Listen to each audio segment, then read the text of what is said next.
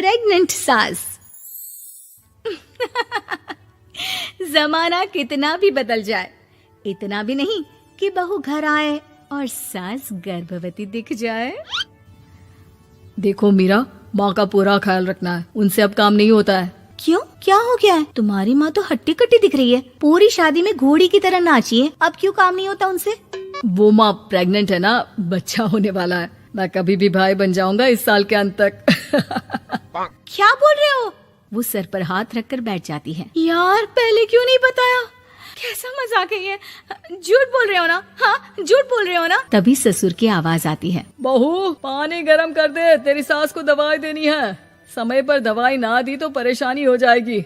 और हाँ, जरा काजू पीस कर दूध में मिलाकर ले आना। तेरी सास खुद से तो अपनी संभाल करेगी नहीं। हे भगवान, ये मैं क्या सुन रही हूँ? ये ससुर जी को क्या हो गया है? मैं क्या सोच कर आई थी? हाय रे, मैं तो किसी को मुंह भी नहीं दिखा पाऊंगी। अब ये रोना धोना बाद में करना, पहले गर्म पानी कर दो, माँ को दवाई देनी होगी। और हाँ, रात को माँ के पैरों में तेल लगा देना। बहू को गुस्सा आ जाता है, वो बड़बड़ करती किचन में जाती है जहाँ उसका ससुर खड़ा होता है। एक बड़ी जिम्मेदारी है हम सबके सर ऊपर। इस उम्र में माँ बनना खतरे से खाली नहीं होता। हाँ हाँ पता है, तो क्यों बन गई माँ? अरे खतरे से कम नहीं है तो क्या जरूरत थी लल्ला पैदा करने की? कैसी बात कर रही हो बहू? क्या तुम खुश नहीं कि घर में एक नया मेहमान आएगा, छोटे छोटे पैरों से पूरे घर में घूमेगा? पिताजी, ये हाथ जोड़े आपके, आप यहाँ से जाओ। ये शायरी बाद में बताना, अभी मैं पानी गरम करके थर्मस में दे देती हूँ।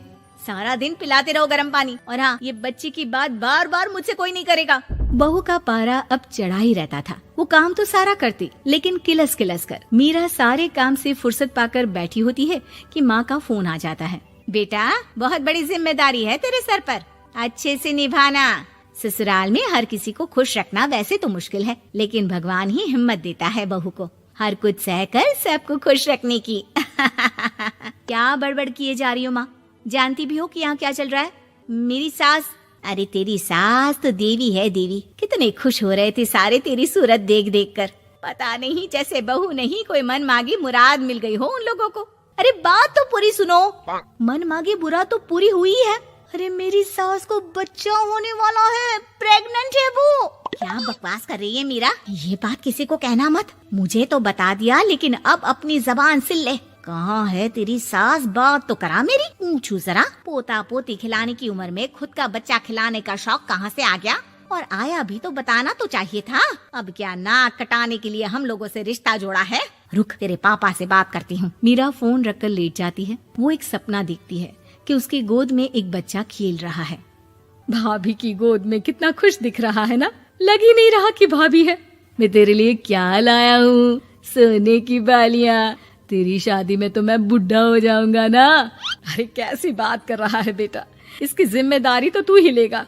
हम लोगों का तो कोई भरोसा नहीं, कब ऊपर वाला उठा ले। बहू को सास को देख देख कर गुस्सा आ रहा था। तभी वहाँ पड़ोसन आ जाती है। अरे बहू, तुझसे तो पूछने से भी डर लगता है कि कब खुशखबरी सुना रही है।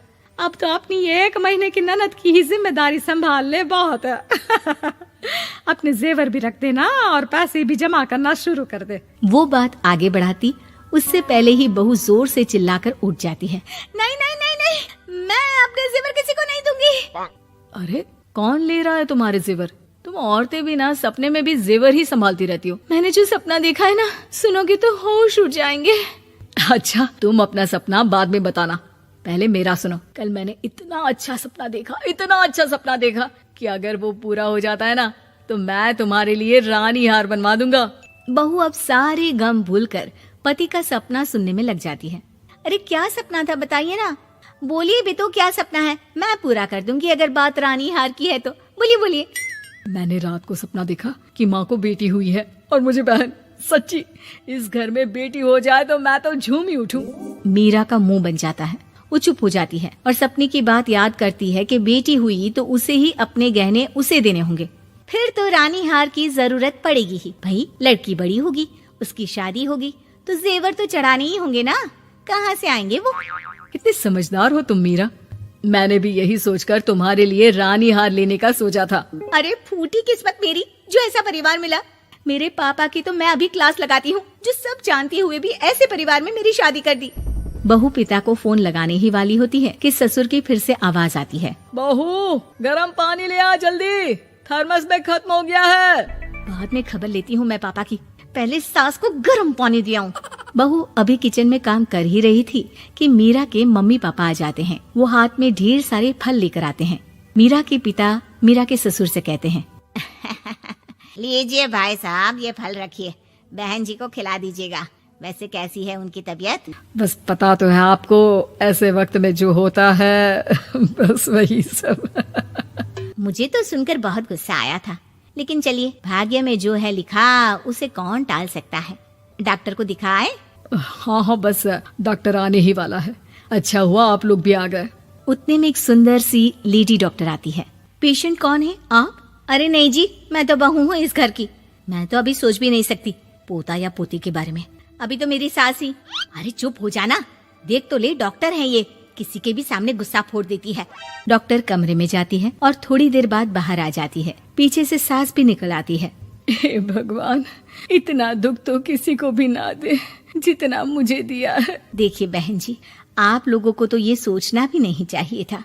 वही तो मैं भी कह रही थी कि आप लोगों के लिए तो सोचना भी गुनाह है, लेकिन अब पछताए होत क्या जब चिड़िया चुग गई खेत।